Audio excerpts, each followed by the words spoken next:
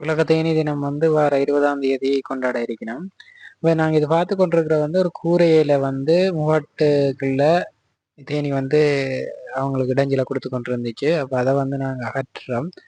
அநேகமாக ஓட்டுக்கூரை பானைகள் அப்படியான இடங்களுக்குள்ள வந்து தேனீகள் கட்டுறதுக்கு காரணம் வந்து ஒன்று இருட்டு அதுன்ற குளுமை. அந்த ரெண்டுமே இருந்துச்சுன்னா தேனி எங்கேயுமே வாழும்.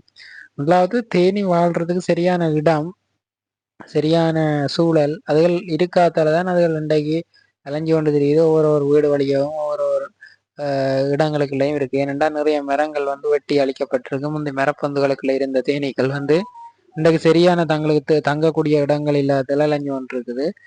இதுல நாங்க ஒரு சுருளால சுத்தி பிடிச்சிருக்கிறோம். ஏன்னா தேனி பிடிக்கிறதுக்கு ஒரு இலகுவான வழி வந்து இது.